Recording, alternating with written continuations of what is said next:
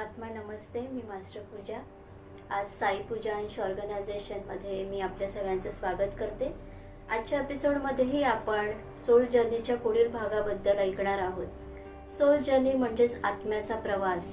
प्रत्येक आत्मा जो पृथ्वीवर ज्याने जन्म घेतला आहे, जो प्रवास करत आहे, तो प्राणी असू दे, पक्षी असू दे किंवा मनुष्य असू दे, प्रत्येकाला एक प्रवास करणं हा आपला गुणधर्म आहे. आणि आपल्याला हा जो प्रवास आपला आहे हा आपल्या कर्मांचा प्रवास आहे. कारण प्राणी असू दे, पक्षी असू दे, तर हे प्रत्येक सजीव जे आपण हा एक प्रवास करत आहोत, हा प्रवास आपला जो प्रवास चालू आहे, या प्रवासामध्ये जेव्हा आपण मनुष्य योनीपर्यंत येऊन पोहोचतो, तेव्हा मनुष्य योनीमध्ये आपल्याला मन नावाचा एक अवयवही दिलेला आहे, जो अदृश्य आहे पण तो आहे हे निश्चित आहे.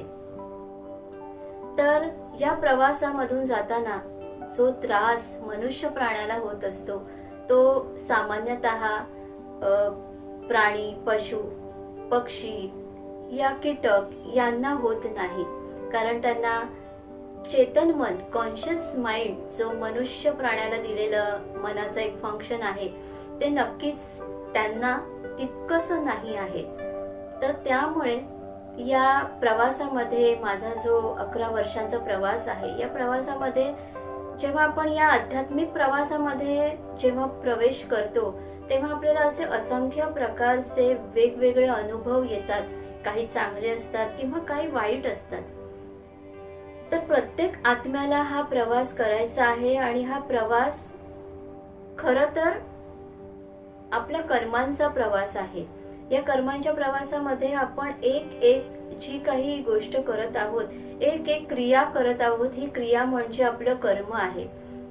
बऱ्याच वेळेला जेव्हा माझ्याकडे क्लायंट्स येत होते किंवा जे काही ओळखीचे आहेत, तेव्हा बोलता बोलता कुठल्या विषयांमध्ये असे काही जीवनाविषयी विषय आले आणि जेव्हा समोरून सांगितलं गेलं की मी जेव्हा सांगायचे, अर्थात की आपल्या प्रत्येक कृतीमध्ये आपण कुठलं तरी कर्म करत असतो आणि आज आपल्या वाट्याला जे पण आलेलं आहे, जेही दुःख आलेलं आहे, ते दुःख म्हणजे आपली कर्म आहेत.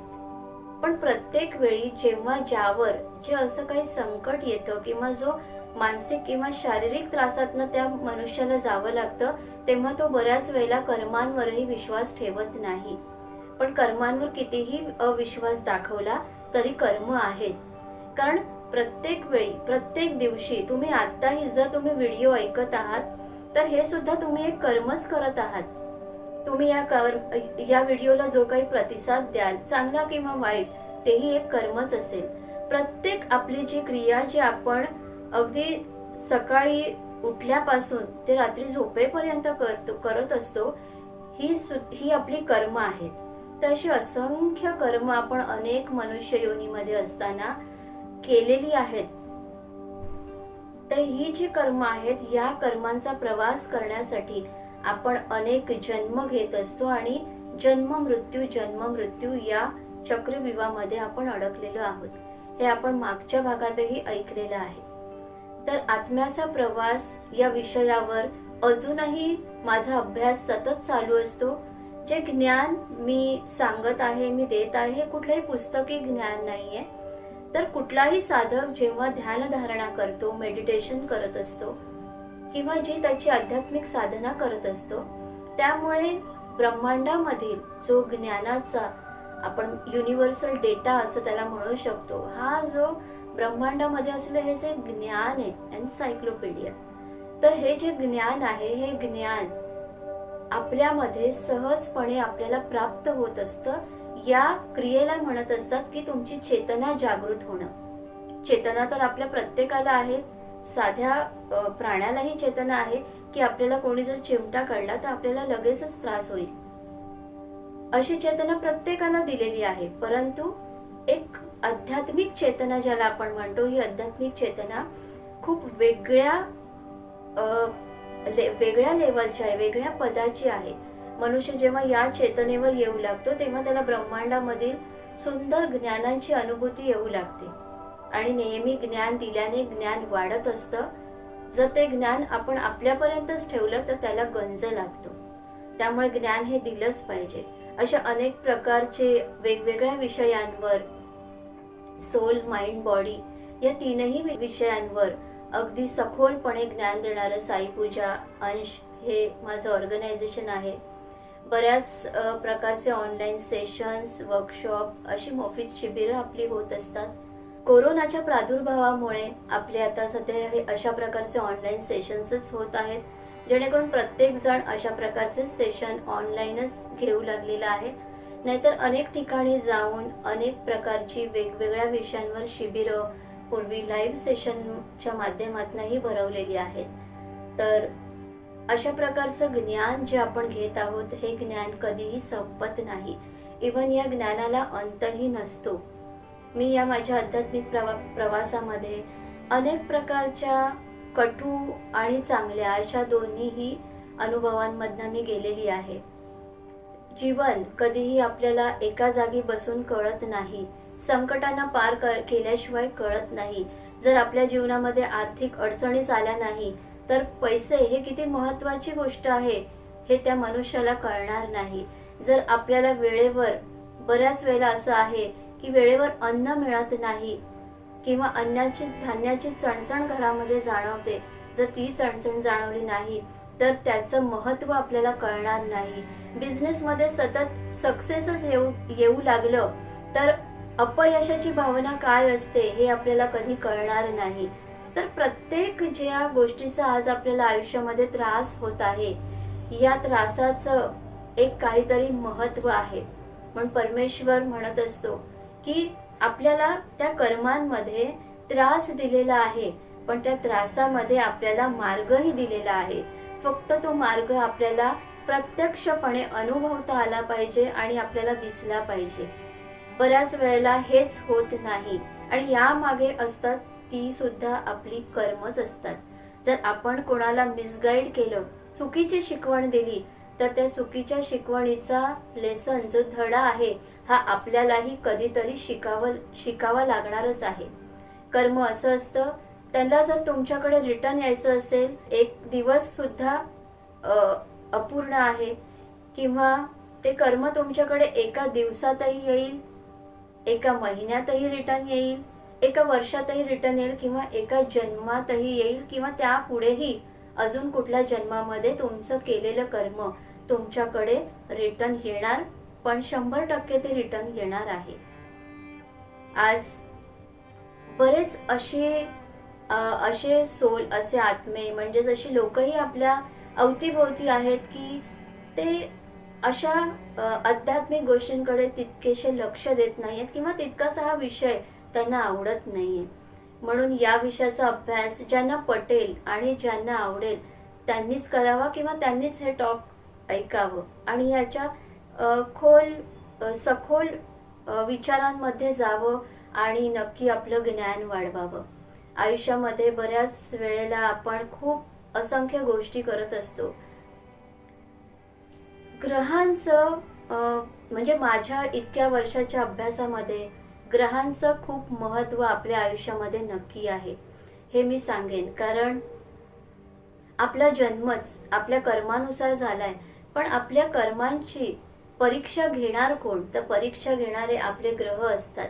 तर हे ग्रह आपल्याला असे समोरून येऊन नाही भेटत, तर ते प्रत्येक व्यक्तीच्या माध्यमातून आपल्याला भेटत असतात, वस्तूंच्या माध्यमातून आपल्याला भेटत असतात, जीवनामध्ये येणाऱ्या संकटांच्या माध्यमातून आपल्याला भेटत असतात. तर आज इथे मी संकट हा शब्द परत रिपीट करत आहे, कारण आज आपल्या भोवती जे वातावरण निर्माण झालं आहे, या वातावरणामध्ये असंख्य लोक पीडित आहेत. त्यांच्यावर कुठलं ना कुठलं संकटच येत आहे. मग ते आर्थिक असू दे, शारीरिक असू दे, असंख्य आजारपणामधनं त्यांना जावं लागत आहे. शरीराचं पेन, वेदना सहन कराव्या लागत आहेत. अशा प्रत्येक मनुष्याच्या आयुष्यामध्ये काही ना काहीतरी असंख्य तक्रारी या नक्की चालू आहेत. आध्यात्मिक प्रवास करणारा व्यक्तीही यातून सुटलेला नाही हे नक्की. जो पृथ्वीवर आहे, मग तो कितीही मोठा संत असू दे, पण कर्म त्यालाही पार करायचं आहे, नाहीतर तो या पृथ्वीवर येऊ शकत नाही किंवा राहू शकत नाही. तर त्यामुळे आपण इथे आलेलो आहोत, मनाची ही धारणा आपण पूर्ण घट्ट केली पाहिजे. या पृथ्वीवर एक जीवन, एक कर्मांच्या शाळेमध्ये आलेलो आहोत. या शाळेमध्ये एका इयत्तेतून आपल्याला पुढच्या इयत्तेमध्ये जायचं आहे. आणि जेव्हा आपलं ग्रॅज्युएशन किंवा आपलं लेसन, आपलं धडे शिकणं कम्प्लीट होईल, आपला तो अभ्यास परिपूर्ण रीतीने आपण शिकलो आहे, हे जेव्हा कन्फर्म होईल वरच्या जगामध्ये, तेव्हा पुन्हा इथे यावं लागणार नाही. आपल्याला वाटत आहे की आपण आपल्या भौतिक जगाशी पूर्णपणे कनेक्ट आहोत. हे भौतिक जग म्हणजेच खरं जग आहे. यामध्ये मिळणारा पैसा, यामध्ये मिळणारं सुख, हे सगळं खरं आहे. पण श्रीकृष्णानेही सांगितलेलं आहे की या भौतिक युगामध्ये, या कलियुगामध्ये तुमच्या बरोबर राहू केतू सुद्धा राहत आहेत. राहू हे माणसाचं मनाचा एक प्रमुख भाग आहे, जो संपूर्ण दिवसभरामध्ये जागृत अवस्थेमध्ये असतो. राहू म्हणजे इच्छा असतात. तर राहूचा प्रभाव म्हणजे मनुष्याच्या असंख्य इच्छा, ज्या कधीही संपत नाही, हा राहू आहे. आणि जोपर्यंत आपण या पृथ्वीवर जीवन जगत आहोत, तोपर्यंत आपण या इच्छा, आपल्या या ज्या इच्छा आहेत, या कधीही नष्ट होणार नाही. एक इच्छा आपली पूर्ण झाली की दुसरी इच्छा त्याआधी येऊनच आपल्या समोर उभी असते. हाच राहूचा प्रभाव आहे. जेव्हा आपण दिवसभरामध्ये जागृत अवस्थेमध्ये असतो, तेव्हा आपल्यावर अशा प्रकारचा राहूचा प्रभाव असतो. आणि जेव्हा आपण रात्री शांत झोपेमध्ये असतो, आपलं चेतन मन, कॉन्शियस माइंड जेव्हा शांत झोपेमध्ये असतं, तेव्हा तिथे केतूचा प्रभाव असतो. तर राहू केतू सुद्धा आपल्या रोजच्या जीवनामध्ये अशा प्रकारे आपल्या बरोबर आहेत. इतरही ग्रह जे आपल्यावर नकारात्मक प्रभाव टाकत आहेत, आणि ऍस्ट्रोलॉजी तर्फे, ऍस्ट्रोलॉजीचा अभ्यास करून आपण त्या ग्रहांवर कशी मात करू शकतो, याचे मार्ग, विविध मार्ग आपण शोधत असतो. आणि बऱ्याच प्रकारचे आपल्याला, अनेक प्रकारचे आपल्याला विधी करायला सांगतात, पूजा करायला सांगतात. अर्थातच तुम्हाला ज्या काही विधी, जे काही रिच्युअल्स करायला सांगितले जातात, अनवाणी चाला, उपवास करा, अशा अमुक मंदिरामध्ये जा, इथे ते वाहा, घरामध्ये अशा प्रकारचा दिवा लावा, ही साधना करा, असे स्तोत्र म्हणा, हे मंत्र म्हणा, हे केलेलं सुद्धा कधीही वाया जात नाही. परंतु ते पूर्णपणे श्रद्धेने करणं, हे सुद्धा तितकंच महत्वाचं आहे. अशा गोष्टी केल्याने तुमची कळत नकळत झालेली कर्म ही हील होऊ लागतात. अर्थातच तुमच्या जन्माच्या वेळी जे ग्रह तारे तिथे होते, आणि त्या वेळेनुसार ज्या ग्रह ताऱ्यांनी तुमच्या आयुष्यावर प्रभाव करायचं ठरवलं, त्यांचा प्रभाव आपण आपल्या कर्मांमधनं नक्कीच कमी करू शकतो. तर ज्योतिषशास्त्र हा विषय सुद्धा इतका सुंदर आहे, जिथे तुम्हाला ज्योतिष बघून तुम्हाला घाबरायचं नाहीये की तुमच्या जीवनामध्ये हे होणार आहे, हे कन्फर्म आहे, इथे ठाम राहायचं नाहीये. तर त्या कर्मांची अलाइनमेंट करायची आहे, त्या ग्रहांना अलाइनमेंट मध्ये आणायचं आहे. म्हणजेच जर एखादा ग्रह तुम्हाला त्रास देत असेल, तो तुमच्या पीडा घरामध्ये असेल, पीडा स्थानामध्ये असेल, तर त्या ग्रहाला, त्याने आपल्याला पीडा देऊ नये म्हणून आपण काय केलं पाहिजे, कुठलं कर्म केलं पाहिजे, ते कर्म केल्यामुळे तो ग्रह तुम्हाला तितका तीव्र त्रास देणार नाही. याला म्हणतात कर्म अलाइनमेंट. तर अशा प्रकारची कर्म करून आपण, असंख्य चांगली कर्म करून आपण आपल्या आत्म्याची जर्नी, आपल्या आत्म्याचा प्रवास हा अजून चांगल्यापणे करू शकतो. बऱ्याच वेळेला आध्यात्मिक प्रवास करताना आपल्याला असंख्य प्रकारच्या अडचणी नक्की येतात. कारण कुठेतरी जेव्हा आपण या प्रवासामध्ये उतरतो, तेव्हा आपल्या संपूर्ण शरीराचे, आपल्या ऊर्जा शरीराचे, आपल्या मनाचे क्लिन्झिंग केले जाते. म्हणजेच पहिल्यांदा आतमधील सर्व नकारात्मकता आपली पूर्णपणे काढून टाकली जाते. याला म्हणतात कार्मिक क्लिन्झिंग. मग बऱ्याच वेळेला असा समज होतो की अशा कुठल्या विविध गोष्टी करायला लागल्यापासून, अशा प्रकारच्या साधना किंवा रिच्युअल्स करायला लागल्यापासून जीवनामध्ये अजून त्रास होऊ लागलेला आहे, तर तो त्रास नसतो, तुमच्याच आतमधलं जे काही नकारात्मक आहे ते बाहेर पडत असतं.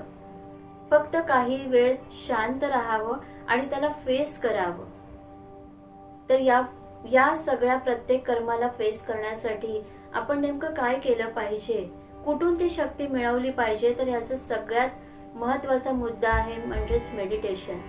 जे अनेक वर्षानुवर्ष, अनेक सत्ययुगापासून अनेक ऋषी मुनी, देव देवता जे आपण बघत आहोत, त्यांच्याबद्दल ऐकत आहोत, यांचं प्रमुख साधन म्हणजे होतं हे ध्यान होतं. ध्यानामध्ये आपल्याला स्वतःच्या आतमध्ये पहिल्यांदा जाता येतं. अर्थातच त्यावेळेला तुमच्या अवतीभोवती वातावरणामध्ये असलेले लहान लहान तुमची कर्म, जी तुमच्या ऊर्जा शरीरामध्ये असतात, सूक्ष्म रूपामध्ये, सूक्ष्म कणांच्या रूपामध्ये असतात, ही तुम्हाला प्रथम त्रास देऊ लागतात. तुमच्या मनामध्ये त्यावेळेला असंख्य प्रकारचे विचार तुम्हाला सतवू लागतात. मग आपण म्हणतो की ध्यानाला बसल्यावर तितकंसं लक्ष लागत नाहीये, मनात असंख्य विचार येतात, म्हणून असं वाटतं की ध्यान करू नये. पण त्यावर मात करून तुम्ही हळूहळू हळूहळू नक्की त्या स्टेटमध्ये जाऊ शकाल. अगदी तासांतास ध्यान करणं महत्वाचं नाहीये. तुम्ही 10 मिनिटं ध्यान करा, पण ती 10 मिनिटं सुद्धा तुम्ही पूर्णपणे स्वतःसाठी द्या. ज्या वेळेला तुम्हाला इतर कुठल्या भौतिक जगाची काळजी नसेल, अजून मला हे काम करायचंय, अजून मला ते काम करायचंय, हे राहिलं आहे, ते राहिलं आहे, असे असंख्य विचार त्या 10 मिनिटात तुमच्या मनामध्ये येणं अगदी शक्य आहे. परंतु तुम्ही मनामध्ये पूर्णपणे निर्धार करा की ही 10 मिनिटं ही फक्त माझ्यासाठी आहेत, माझ्या आत्म्यासाठी आहेत, ती इतर कोणाचीही नाही आहेत. आणि ती 10 मिनिटं अगदी कुठल्याही वेळेमध्ये तुम्ही स्वतःसाठी द्या. जेव्हा तुम्ही स्वतःसाठी ती देता, त्या 10 मिनिटाची हळूहळू 15 मिनिटं होऊ लागतील, नंतर 20 मिनिटे होऊ लागतील. असा हळूहळू तुमचा वेळ स्वतःहूनच वाढू लागेल. त्यासाठी तुम्हाला स्वतःला कुठलेही एक्स्ट्रा एफर्ट्स नाही टाकावे लागणार. तर पहिल्यांदा जेव्हा आपण ध्यान सुरू करतो, तेव्हा आपल्या सप्तचक्रांची हळूहळू हळूहळू जागृती होऊ लागते. जागृती म्हणजे अगदी आपण बियॉन्ड विजन पाहू शकू अशा प्रकारचे नाही, तर हळूहळू तुमच्या ज्या सूक्ष्म शरीरातील चक्रांमध्ये जे काही ब्लॉकेजेस आहेत, जी चक्र जी स्टक झालेली आहेत, तीही हळूहळू या कार्मिक इम्प्रिंट्स तुमच्या चक्रांमधनं बाहेर येऊ लागतील. तुमची 5 तत्व जी तुमच्या चक्रांमध्ये आहेत आणि ज्या 5 तत्वांनीच आपलं भौतिक शरीर बनलेलं आहे, ही 5 तत्व बॅलन्स होऊ लागतील. त्यानंतर हळूहळू पुढच्या स्टेटमध्ये तुमचं आकाश तत्व, म्हणजे जे तुमच्या मनाशी जोडलेलं आहे, हे तत्व सुद्धा बॅलन्स होऊ लागेल. मग यामुळे काय होईल, ब्रह्मांडामधील जो युनिव्हर्सल फोर्स आपण म्हणतो, जी दैवी शक्ती, दैवी ऊर्जा आहे, ही तुमच्या आतमध्ये हळूहळू फ्लो होऊ लागेल. ही फ्लो होऊ लागते तेव्हा तुमचा जो सूक्ष्म शरीर आहे, तुमचं जे आभा मंडळ आहे, या आभा मंडळामध्ये सुद्धा आपल्याला 7 बॉडीज आहेत, 7 शरीर आहेत. या शरीरांमध्ये सुद्धा आपण असंख्य अनेक जन्मांच्या सगळ्या कार्मिक इम्प्रिंट्स घेऊन आलेलो आहे. या कार्मिक इम्प्रिंट सुद्धा हळूहळू हील होऊ लागतील. त्यातील ब्लॉकेजेस हील होऊ लागतील. आपल्याला आयुष्यामध्ये जे काही प्रॉब्लेम्स येत आहेत, मोस्टली आपला शारीरिक, मानसिक व आर्थिक, या परिस्थितीने माणूस सर्व बाजूंनी पूर्णपणे भ्रमित होऊन जातो. त्याला मार्ग मिळत नाही, काय करायचं. या स्पिरिच्युअल पाथमध्ये असताना सुद्धा मी सुद्धा त्या सगळ्या स्टेटमधनं जाऊन आलेली आहे. पण परमेश्वराने आपल्या पुढे मार्ग ठेवलेले आहेत. फक्त आपल्याला ते दिसले पाहिजे आणि आपल्याला ते बघता आले पाहिजे. नाहीतर बऱ्याच वेळेला कोणी कुठेही जा सांगितलं आणि आपण भ्रमित होऊन तिथे जातो आणि आपलं अजून नुकसान करून घेतो. अशी स्टेट आपल्याला नकोय. म्हणून त्यासाठी मेडिटेशन, पहिल्यांदा ध्यान. अर्थातच जे काही त्रास आपल्या आयुष्यामध्ये आपल्याला होत आहेत, यावर काळजी करून तर उपयोग नाहीये. आणि अर्थातच मानवी ब्रेन आहे, आपल्याला मानवी मेंदू हा असा आहे जो त्या विचारांना सोडणार नाही. त्यामध्ये जे फंक्शन काम करत आहे आपलं मन. तुम्ही कितीही मोटिवेशनल व्हिडिओ बघा, कितीही कोणी काही चांगलं सांगू दे, तरीही परिस्थितीमध्ये जो माणूस पूर्णपणे भ्रमित झाला आहे, त्याला ते अशक्य आहे बघणं. त्याला त्या चांगल्या विचारांमध्ये जाणं अशक्य आहे. म्हणून हळूहळू स्टेप बाय स्टेप आपण त्या अशा मार्गाकडे वळावं. नुसतीच चिंता आणि काळजी करून आपण बसलो तर परिस्थितीमध्ये नक्कीच सुधारणा होणार नाहीये. उलट आपण आपले नुकसान करून घेत असतो. बऱ्याच वेळेला सगळ्या परिस्थितीला कंटाळून अनेक जण आत्महत्या करतात, सुसाईड करतात. पण जसं आपलं भौतिक जग आहे, या भौतिक जगाप्रमाणेच इनविजिबल फॉर्म मध्ये सूक्ष्म आत्म्यांचं जग आहे. आपल्याला मृत्यूनंतर तिथे जावं लागतं. तिथे सुद्धा अनेक कर्मांना जावं लागतं. तिथे सुद्धा त्या परीक्षा द्याव्या लागतात. तिथे सुद्धा कर्मांच्या परीक्षा होतात. तिथे असलेले मास्टर्स, आपल्याला ज्या देवदेवता आहेत, हे मास्टर्स, असे असंख्य मास्टर्स आहेत, त्यांना आपण असेंडेड मास्टर्स म्हणतो, जे आपल्याला परिपूर्णपणे माहिती पण नाहीयेत. तर हे जे मास्टर्स आहेत त्यांना प्रत्येकांनाही तिथे काम दिलेलं आहे. तर प्रत्येक आत्म्याची काळजी तिथे घेतली जाते. आपल्याला तिथे शिकवण दिली जाते. आपणही, आपल्यापैकी असे असंख्य जण आहेत, प्रत्येकाला जेव्हा आपण गाढ निद्रेमध्ये असतो रात्रीच्या वेळेस, तेव्हा आपल्यालाही अशा सूक्ष्म जगामध्ये घेऊन गेलं जातं आणि त्या जगामध्ये आपल्याला असंख्य प्रकारची शिकवण दिली जाते आणि त्यानंतर पुन्हा खाली पाठवलं जातं. आणि जेव्हा आपण सकाळी उठतो, बऱ्याच वेळेला आपल्याला आपला मूड छान असतो किंवा आपल्याला छान आणि शांत वाटत असतं, कारण त्या वेळेला तुम्हाला त्या ठिकाणी नेऊन तशा प्रकारचं ज्ञान दिलं जातं. आपलं जे अनकॉन्शियस माइंड आहे, जे सूक्ष्म जगाशी जोडलेलं आहे, त्या वरच्या स्पिरिट वर्ल्डशी जोडलेलं आहे, हे मन आपलं अतिशय पवित्र आहे. पण जेव्हा आपण सकाळी उठतो आणि पुन्हा राहू फॉर्म मध्ये येतो, म्हणजे पुन्हा त्या राहूच्या मायावी जगामध्ये येतो, तेव्हा आपल्या समोर जे आपल्याला दिसत आहे तेच आपल्याला खरं वाटत असतं. जेव्हा व्यक्ती आत्महत्या करतो, त्या संकटांना पार करण्याची त्याच्यामध्ये शक्ती नसते आणि तो या सगळ्याला टाकून निघून जाण्याचा ठरवतो, तेव्हा इथून जाऊन सुद्धा त्याला त्या जगामध्ये यापेक्षाही जास्त तीव्र शिक्षेतून जावं लागतं. त्याला जास्त वाईट कर्मांमधून जावं लागतं, कारण इतकं सुंदर आपला आत्म्याचा प्रवास आहे. हे सुंदर जीवन जगताना, हा एक जन्म घडवताना, आपल्याला वरच्या जगामध्ये त्या जीवनाची स्क्रिप्ट तयार करताना आपल्याला 4 ते 5 किंवा त्याहूनही जास्त वर्ष लागतात.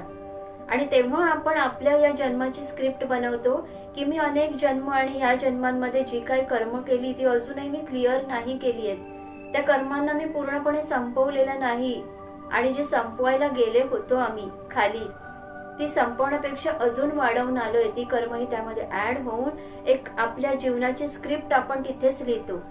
आणि मग त्या अशा पर्टिक्युलर कर्मांना क्लिअर करायला आपणच निवडतो की आता या जन्मामध्ये माझ्या आयुष्यामध्ये ही संकट आली पाहिजे आणि त्या संकटांना मी जेव्हा पार करीन तेव्हाच माझी या जन्माची कर्म, जो जन्म मी घेणार आहे, ती क्लिअर होतील. पण जेव्हा आपण खाली जन्म घेतो तेव्हा आपण एका पर्टिक्युलर एज मध्ये आल्यानंतर त्या सगळ्याला विसरून जातो. आपली ती स्मृती काढून घेतली जाते आणि त्यामुळे आपण वरच्या जगामध्ये काय सांगून आलेलो आहोत आणि आपण स्वतःबद्दल आपली स्क्रिप्ट आपण काय लिहून आलेलो आहोत हे आपण पूर्णपणे विसरलेलो असतो. म्हणून तुमच्या आयुष्यामध्ये येणारी संकट, तुमच्या आयुष्यामध्ये येणारे प्रत्येक मनुष्य प्राणी, जो व्यक्ती तुमच्या आयुष्यामध्ये येत आहे, तो स्वतःहून कधीच आलेला नाहीये.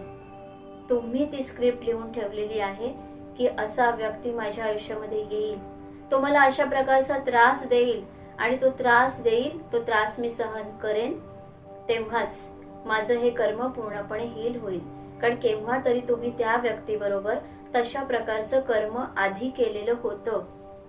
आणि 2 व्यक्तींमध्ये जो जास्त सफर होतो, ज्याला जास्त त्रास होतो, कर्म त्याची असतात. हे वाक्य नेहमी लक्षात ठेवा. समोर येणारा व्यक्ती जर तुम्हाला त्रास देत आहे, त्यामध्ये तो सफर होत नाहीये पण तुम्ही सफर होताय, तुम्हाला खूप त्रासातनं जावं लागतंय, तर कर्म तुमचे आहेत. किंवा 2 व्यक्तींमध्ये समोरचा व्यक्ती तुम्हाला त्रास देत आहे आणि त्रासही त्यालाच होत आहे पण तुम्हाला काही फरक पडत नाहीये, तर कर्म त्या व्यक्तीचे आहे. तर आपण आपल्या आयुष्यामध्ये येणारा प्रत्येक व्यक्ती, मग तो एका मिनिटासाठी 2 मिनिटासाठी का येईना, पण त्याबरोबर तुमची काहीतरी कर्म आहेत आणि ही स्क्रिप्ट तुम्ही लिहून आलेला आहेत आयुष्याची. आणि ही स्क्रिप्ट खाली आल्यानंतर तुम्हाला स्क्रिप्ट प्रमाणे तुमचं जीवन हे चालत आहे. मग आता जर तुमच्या जीवनामध्ये तुम्ही संकट लिहून आलेला आहात कारण तुमची कर्म हील व्हावी, तर आपण ही स्क्रिप्ट बदलू शकतो का? कारण आता वाटतं इथे आल्यावर नाही, आपण त्याप्रमाणे नाही वागू शकत आहे, आपल्याला नाही जमत आहे, आपण नाही सहन करू शकत आहे. तर त्यासाठी आपल्याला आध्यात्मिक प्रवासाची गरज लागते, आपल्याला ध्यानाची गरज लागते. ध्यानामधून आपण अनेक वेगवेगळ्या गोष्टी अजून शिकू लागतो. आपल्या आत्म्याला एक ओढ लागते त्या प्रवासाची आणि मग तो आत्मा ज्ञान संपादन करण्यासाठी कुठल्याही बंधनात राहत नाही.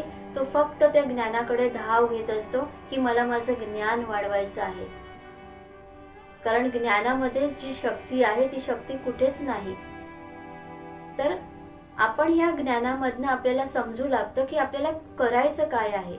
मग ध्यानामध्ये तुम्ही अशा एका सुंदर अशा स्टेटमध्ये येता, तिकडे तुम्ही तुमच्या हायर सेल्फ, तुमचा हायर सेल्फ म्हणजे तुमच्या आत्म्याचा पूर्ण आत्मा, तुमच्या आत्म्याचा जो एक डिवाइन पूर्ण आत्मा ज्याला म्हणतो, एक दैवी शक्तीचा साठा आहे तुमचा आत्मा. त्यातली सूक्ष्म एनर्जी तुमच्या शरीराला चालवत आहे, परंतु परिपूर्ण आत्मा आहे हा आत्मा. या आत्म्याशी तुमचं कनेक्शन होऊ लागतं. मग त्या आत्म्याकडनं तुम्हाला ज्ञान मिळू लागतं. त्या आत्म्याशी तुम्ही कम्युनिकेट करू शकता, बोलू शकता, कम्युनिकेशन होऊ शकतं. आणि मग तुम्हाला काय सहन होत नाही आणि तुम्हाला आयुष्यामध्ये काय बदल हवेत हे तुम्ही त्यांना सांगू शकता. तुमचं कनेक्शन डिवाइन मास्टर्स वरच्या सुंदर जगामधील, ज्याला आपण स्वर्गीय जग असं म्हणतो, तिकडच्या असंख्य मास्टर्सशी होऊ शकतं आणि त्यांच्याशी तुम्ही कम्युनिकेट करू शकता आणि त्यांना तुम्ही हे सांगू शकता, त्यांना ही प्रार्थना करू शकता की माझ्या आयुष्याची स्क्रिप्ट जी मी लिहून आलेलो आहे, जे मी सगळं लिहिलेलं आहे की कर्मांना राहिलेलं हील करण्यासाठी या जन्मात मी हे सगळं मला हवं आहे, ज्याचा मला त्रास होईल आणि त्या त्रासातून माझी कर्म हील होतील. परंतु आता माझी मनस्थिती तशी नाहीये की मी हे करू शकेन असं मला नाही वाटत आहे. आणि जेव्हा तुम्हाला हे नाही वाटणार तेव्हा तुमच्या स्क्रिप्टमध्ये नक्की एडिट केलं जाईल. तो हक्क तुम्हाला मिळेल करण्याचा. हे थोडंसं ऐकणं आणि हे समजणं खूप कठीण आणि विचित्रही वाटेल, पण हे खरं सत्य आहे, जे भौतिक जगाच्या बाहेरचं सत्य आहे. कारण हा अभ्यास करताना या सगळ्या अनुभवातून गेलेला आत्मा जो सोल आहे, मी माझं उदाहरण देईन की या सगळ्या अनुभवातून गेल्यानंतर हे सगळे इथपर्यंत आपण पोहोचतो. हे अनुभव जे आयुष्यामध्ये आपल्याला संकट आहेत अशी वाटतात, पण त्या संकटातून पार होताना आपण अजूनच परमेश्वराच्या जवळ जात असतो, हे नक्की आहे. पण तुमची इच्छा पाहिजे त्यासाठी. कारण प्रत्येकाला संकटांमध्ये परमेश्वराच्या जवळ जायलाही नाही आवडत, पण परमेश्वराला दोष द्यायला नक्की आवडतं. हे सुद्धा माझ्या या प्रवासामध्ये मी पाहिलेलं आहे. तर परमेश्वराला दोष देण्यामध्ये काहीच अर्थ नाही आहे. परमेश्वराकडे मार्ग मागायचा आहे. परमेश्वराला ही प्रार्थना करायची आहे की माझ्या आयुष्यामध्ये तू जे मला देशील ते मला मान्य आहे. कारण परमेश्वर ज्याने आपल्या प्रत्येकाला जन्म दिलेला आहे, त्याच्याच त्या सूक्ष्म अंशांपासून आपण बनलेलो आहोत, त्याच्याच कणापासून आपला उद्धार झालेला आहे. तर तो प्रत्येकाचं जर त्याने नशीब लिहायचं ठरवलं असतं, जर परमेश्वराने आपली डेस्टिनी घडवली असती तर सगळ्यांची सेमच घडवली असती. त्याने प्रत्येकाचं नशीब सेम लिहिलं असतं. कोणाचंही वाईट आणि कोणाचं चांगलं असं लिहिलं नसतं. आपल्या आयुष्यामध्ये जे काही होत आहे हे फक्त आपल्या कर्मानुसार आपण स्वतःसाठी लिहून खाली आलेलो आहोत. याला आपण आपली ब्ल्यूप्रिंट म्हणतो, जी आपण लिहून आलेलो आहोत. ती ब्ल्यूप्रिंट आपल्या सबकॉन्शियस माइंड मध्ये आहे, आपल्या अंतर्मनामध्ये आहे. आपल्या अंतर्मनाला सगळं काही माहिती आहे आणि त्याप्रमाणे आपलं आयुष्य तसं घडत असतं. म्हणून सांगितलं जातं की अंतर्मनाची एनर्जी वाढवा, माइंडची पॉवर वाढवा आणि माइंडला तशा प्रकारे प्रोग्राम करा की तुम्हाला काय हवं आहे. कारण जी स्क्रिप्ट तुमच्या आतमध्ये आहे तीच तुमच्या कॉन्शियस माइंड पर्यंत म्हणजे तुमच्या चेतन मनापर्यंत सांगितलं जातं, पुरवली जाते ती माहिती, आणि कॉन्शियस माइंड तुम्हाला या भौतिक जगामध्ये त्या गोष्टी दाखवत असतं. तर ग्रह तारे तुमच्यावर अशा प्रकारचे परिणाम करत असतात, तुमच्या आयुष्यात त्या प्रकारची संकट आणि तशा प्रकारच्या व्यक्ती येत असतात.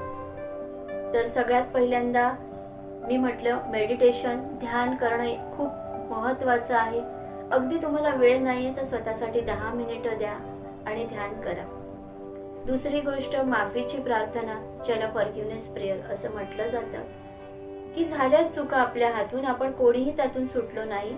एखादा संत जो या पृथ्वीवर आहे आणि त्याला प्रचंड लाखो लोक फॉलो करत आहेत, तर त्यांच्या हातूनही काहीतरी कर्म राहिलेलं आहे, बॅलन्स आहे, म्हणून ते पृथ्वीवर जन्माला आलेले आहेत. तर त्यासाठी आपल्याला फॉरगिव्हनेस, माफीची प्रार्थना ही करायलाच पाहिजे. जशा शब्दामध्ये तुम्हाला बोलता येईल तशा शब्दामध्ये तुम्ही माफीची प्रार्थना बोलू शकता. आम्ही प्रयत्न करू की YouTube चॅनलवर ही माफीची प्रार्थना नक्की शेअर करू. ही आम्ही स्वतः बनवलेली ही प्रार्थना आहे आणि याच्यामध्ये खूप व्हायब्रेशन्स आहेत. तर यामागची संकल्पना हीच आहे की या प्रार्थनेचा कुठेही अपमान होऊ नये.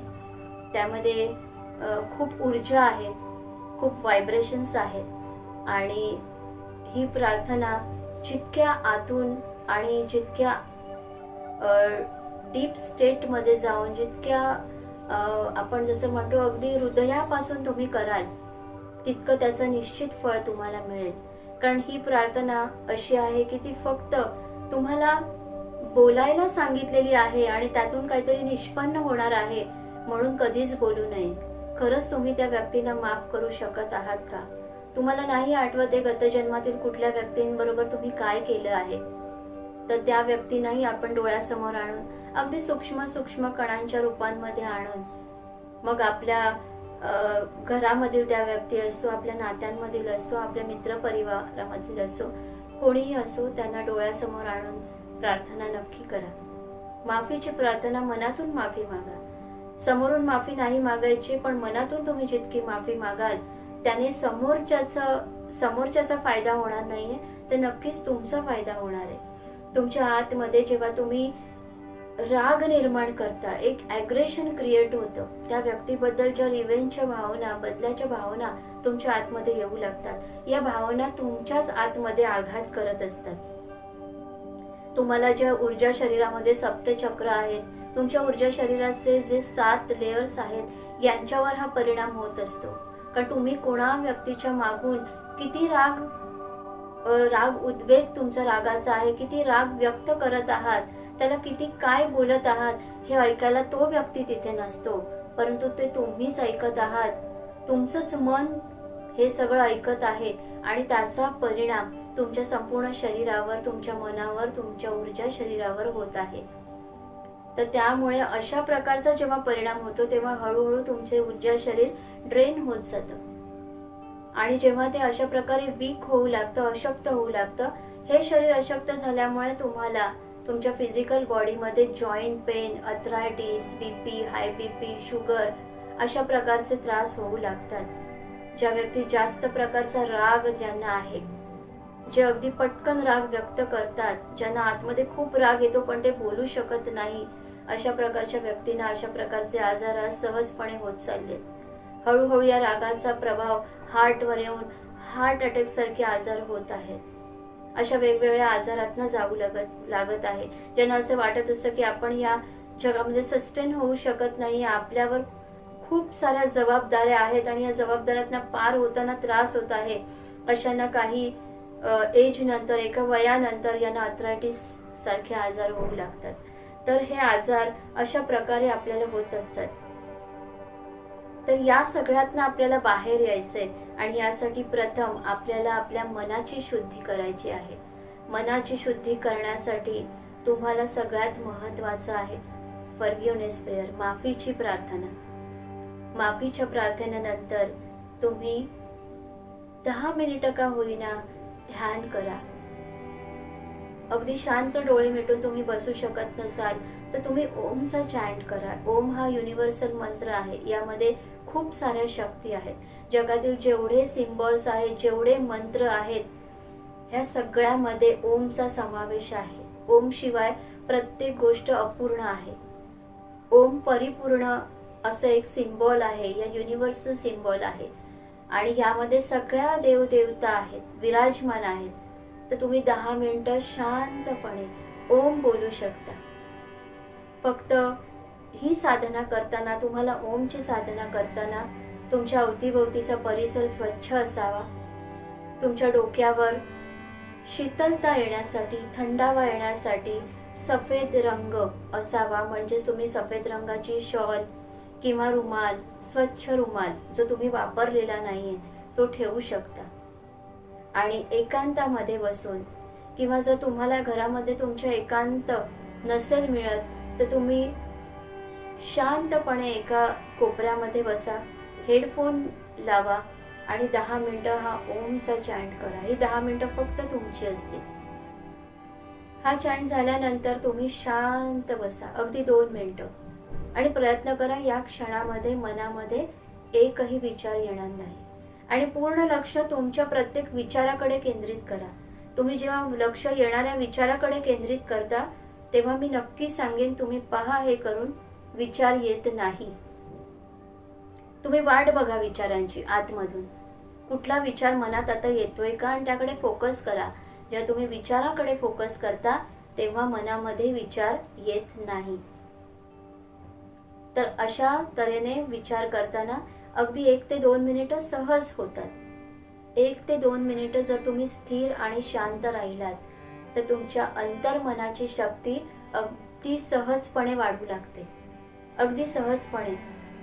त्याचप्रमाणे तुम्ही प्रयत्न करा की रोज तुम्ही त्राटक करू शकाल. त्राटक जास्त वेळ नाही, सुरुवात तुम्ही 2 मिनिटापासून करा. अगदी तुम्ही ज्योतिर्त्राटक करू शकत नसाल, म्हणजे दिवा किंवा मेणबत्ती लावून त्यावर त्राटक करू शकत नसाल तर तुम्ही मिरर त्राटक करा. म्हणजे आरशासमोर स्थिर बसायचं किंवा उभं राहायचं. 1 ते 2 फुटाचं अंतर ठेवायचं आरशामध्ये आणि तुमच्यामध्ये. आणि तुमचं जे आज्ञाचक्र आहे, जे तुमच्या 2 भुवयांच्या मध्यभागी आहे, इथे लक्ष केंद्रित करायचं. 2 मिनिटं सुरुवातीला तुम्ही करायचं. 10 ते 15 दिवसांनी तुम्ही हळूहळू मिनिट वाढवू शकता. तर रोज अशा प्रकारे तुम्ही 5 ते 7 मिनिटं, त्यापेक्षा जास्त नाही, 5 ते 7 मिनिटाचं त्राटक तुम्ही रोज केल्याने सुद्धा तुमच्या अंतर्मनाची शक्ती नक्की वाढू शकेल. कुठलीही साधना तुम्ही कराल तेव्हा ती कधीच अर्धवट सोडू नका. एकतर ही साधना कमीत कमी तुम्ही 21 दिवस पूर्ण करा. 21 दिवस, 40 दिवस, 90 दिवस अशा प्रकारे तुम्ही या साधनांना जर डेज दिले तर त्यामध्ये तुम्हाला खूप चांगले रिझल्ट्स बघायला मिळतील. कारण आज आपण जे काही करतो यामध्ये आपल्याला रिझल्ट क्विक पाहिजे असतो, आपल्याला पटकन रिझल्ट हवा असतो.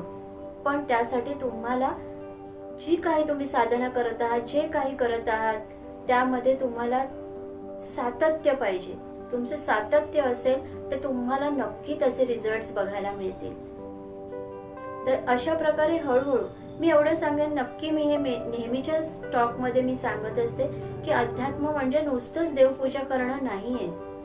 तर तुम्ही अशा प्रकारे जेव्हा इनर वर्क करता, इनर वर्क यालाच म्हणतात की स्वतःच्या आतमध्ये जे काही आहे, जी नकारात्मकता आहे, जे ॲग्रेशन आहे, जे असमाधान आहे, ज्या जबाबदाऱ्यांचं ओझं आपल्याला वाटत आहे, आपण ज्या काही भौतिक आपल्याला काळजी आहेत, ज्या बाहेर पडत नाहीत पण आतल्या आत त्याचं ओझं तुम्हाला वाटत आहे, हे जे सगळं आतमध्ये आपण आतमध्ये ठेवलेलं आहे, हे सगळं संपवायचंय आपल्याला.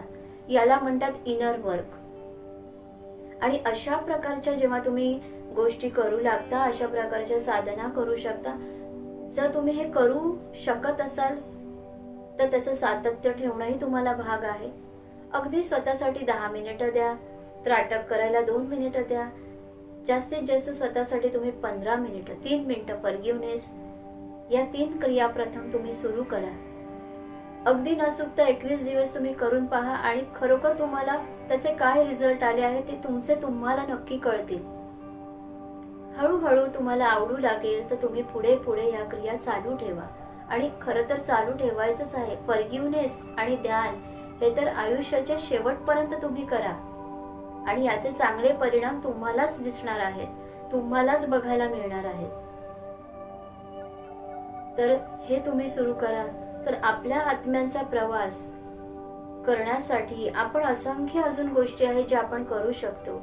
हळूहळू प्रत्येक आपल्या भागामध्ये आत्म्याच्या प्रवासाविषयी असंख्य गोष्टी मला सांगायच्या आहेत, असंख्य गोष्टी बोलायच्या आहेत. कारण आजवर बऱ्याच प्रकारचे अशा प्रकारचे मोफत सेमिनार्स झाले, त्या रिलेटेड असंख्य वर्कशॉप झाले, तरीही बऱ्याच जणांमध्ये अनेक प्रकारची असमाधान आहे. का? कारण तुमचे मन कुठेतरी भौतिक जगाशी इतकं जोडलेलं आहे की त्यातून आपण बाहेर येत नाही. तर त्यातून आपल्याला हळूहळू बाहेर यायचंय. त्यासाठी आता जशा जशा तुम्हाला या साधना सांगितल्या जातील तुम्ही त्या सुरू करा.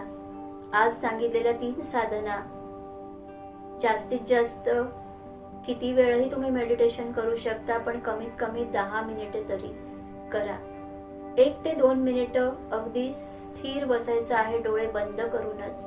जर तुम्ही ओम चॅन्ट केला, ओम चॅन्ट नंतर तुम्ही 1 ते 2 मिनिटं स्थिर शांत बसायचं आहे. शांत बसल्यानंतर पूर्णपणे प्रत्येक विचाराकडे फोकस करायचा आहे.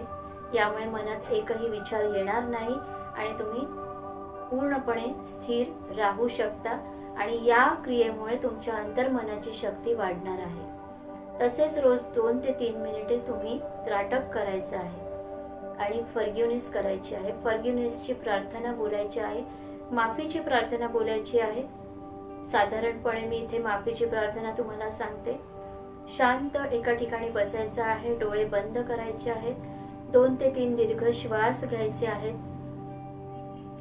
त्यानंतर फक्त बोलायचं आहे की माझ्या अनेक गत जन्मांमध्ये ज्या आत्म्यांना मी जेव्हा जेव्हा भेटले आहे, तसेच या जन्मातील माझ्या आत्म्यांना मी डोळ्यासमोर आणत आहे. तुमच्या आयुष्यामध्ये मी तुम्हाला कुठल्याही प्रकारचे त्रास दिलेले असतील, आर्थिक, शारीरिक, मानसिक, कळत नकळतपणे माझ्या हातून असंख्य वाईट कर्म तुमच्यासाठी घडले असतील, या प्रत्येक कर्मांची मी मनापासून माफी मागत आहे. मी सुद्धा माफ करत आहे. तुम्हीही मला जर सतवलं असेल तर मी तुम्हाला मनापासून माफ करत आहे. जर मी तुमच्या बरोबर कुठल्याही वाईट प्रकारचं कर्म केलेलं असेल तर मी त्या कर्मांची माफी मागते. मला क्षमा करा. I am sorry. Please forgive me. I love you. Thank you. I am sorry. Please forgive me. I love you. Thank you. हे वाक्य तुम्ही अनेक वेळा रिपीट करू शकता. त्यानंतर तुमचे दोन्ही हात अशा प्रकारे ब्लेसिंग पोझिशन मध्ये ठेवून कल्पना करायची तुमच्या हातांमधून पिंक लाईट, एक दिव्य गुलाबी रंगाचा प्रकाश जात आहे आणि त्या सगळ्या आत्म्यांपर्यंत पोहोचत आहे. तुमच्या या जन्मातील जे आत्मे ज्यांच्याबरोबर तुम्हाला वाटत आहे की या व्यक्तींबरोबर आपलं पटत नाहीये किंवा ज्यांनी आपल्याला खूप त्रास दिला आहे किंवा अनेक कुठल्या तरी वर्षांपासून जो व्यक्ती सतत तुमच्या डोळ्यासमोर येत आहे, आज तो तुमच्या समोर नाहीये पण दिलेला त्रास तुमच्या मनात अजूनही आहे, अशा या जन्मातल्या सगळ्या ज्या व्यक्ती आठवा आणि एका पेजवर त्यांची नावं लिहा. पण गत जन्मातल्या ज्या व्यक्ती तुम्हाला आठवत नाहीये त्यांना सूक्ष्म रूपामध्ये लहान लहान कणांमध्ये डोळ्यासमोर आठवा आणि या जन्मातल्या जेवढ्या व्यक्ती तुम्ही डोळ्यासमोर आठवू शकाल त्यांना डोळ्यासमोर आठवा आणि ही माफीची प्रार्थना मागा. तर अशा प्रकारे या प्रार्थनेने तुम्हाला खूप शांत वाटू लागेल. माफीची प्रार्थना नुसतीच म्हणायची नाहीये, तर माफ करायलाही शिकायचं आहे. आपली जी सप्तचक्र आहेत, सहस्रार चक्र, इथे आज्ञा चक्र आहे, इथे आपलं विशुद्धी थ्रोट चक्र आहे, हार्ट चक्र, मणिपूर चक्र, त्यानंतर आपल्याला स्वादिष्ठान चक्र आहे, मणक्याच्या पाठीमागे टोकाशी मूलाधार चक्र आहे. या सप्तचक्रांमध्ये या प्रत्येक आत्म्यांबरोबर तुमच्या अशा कॉर्ड्स कट आहे, जे धागे आहेत, ज्याला कॉर्ड्स म्हणतात, अशा प्रकारचे कॉर्ड्स कनेक्ट होतात आणि तुम्ही सफर होत जाता, तुमचं मन अस्वस्थ होत असतं. त्यामुळे ही प्रार्थना म्हणाल्यावर या कॉर्ड्सना अशा प्रकारे कट करायचं आहे. कल्पना करायची तुमचा हात आहे एक सीझर प्रमाणे आहे किंवा एका नाईफ प्रमाणे आहे आणि या कॉर्डला अशा प्रकारे आपल्याला कट करायचं आहे. तुम्ही या सगळ्या धाग्यांना तोडून टाकत आहात. तुम्हाला हे धागे नको आहेत, त्यांना परमनंटली तुम्ही तुमच्या सगळ्या चक्रांमधून आणि तुमच्या ऊर्जा शरीरामधून परमनंटली कट करत आहात, असं इमॅजिन करायचं. जर तुम्ही जास्त सफर होत आहात, जास्त त्रास होत आहे तुम्हाला, तर जितक्या वेळा जमेल तुम्ही अशा प्रकारे प्रार्थना कुठेही करू शकता. तुम्ही प्रवासात असाल तरी त्या प्रवासामध्ये शांत डोळे मिटून मनातल्या मनात तुम्ही हा उपाय करू शकता, ही प्रार्थना करू शकता व कॉर्डही तुम्ही मनातल्या मनात कट करू शकता. तर अशा प्रकारच्या या अशा साधना केल्यामुळे तुम्हाला नक्की शांत वाटू लागेल, तुमचे मन हळूहळू शांत होऊ लागेल. काय होत असतं बऱ्याच वेळेला जेव्हा आपल्या मनामध्ये असंख्य मानसिक ताण असतो, स्ट्रेस असतो, भौतिक जगामध्ये आपल्याला वेगवेगळ्या परिस्थितींमधनं जायला लागत आहे, त्यावेळी आपल्या मनाची अवस्था खूप बदललेली आहे. तेव्हा अमावस्या आणि पौर्णिमा या वेळेला सुद्धा चंद्रग्रह आपल्या अंतर्मनावर परिणाम करत असतो आणि पाणी हे सुद्धा चंद्राचं प्रतीक आहे.